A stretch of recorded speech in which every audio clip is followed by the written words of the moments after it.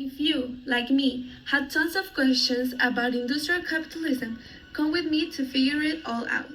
To begin with this matter, we need to have a clear understanding of what a social contract is.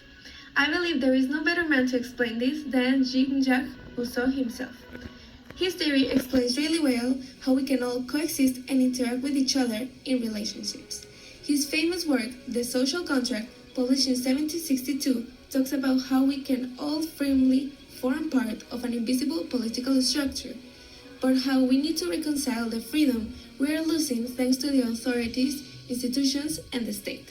He believes in a system where we view ourselves as part of a bigger thing. We all play an equally important role in a democratic society, which is a contrast from the already implied governments.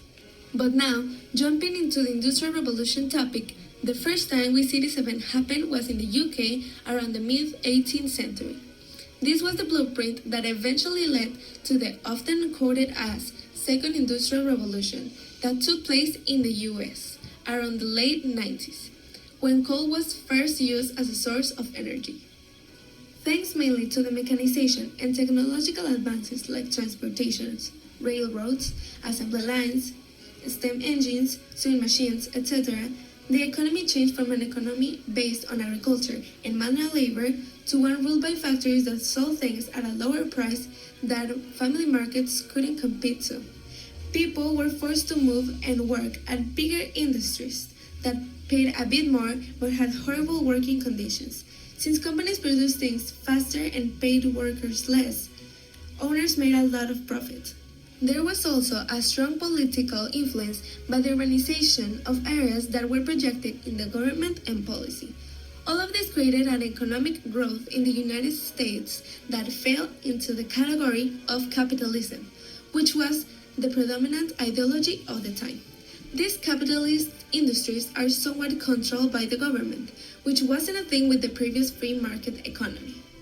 In this picture, we can see the UK and United States economic growth represented by Group 1, showing how much more in comparison to others in the world they had grown, and how they were the firsts.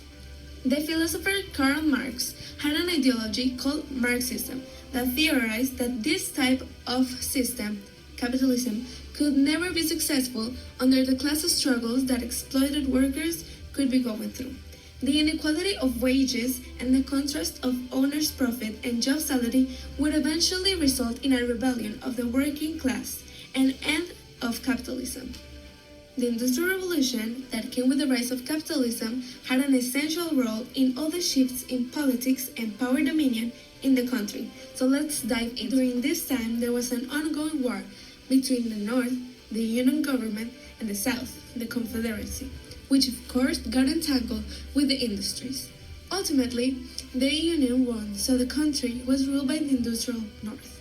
This was something that clashed with the South, because they had a strong belief that slavery was the best option for economy, but after the Civil War, it was abolished. This impacted the way South industrialized their lands after the Civil War.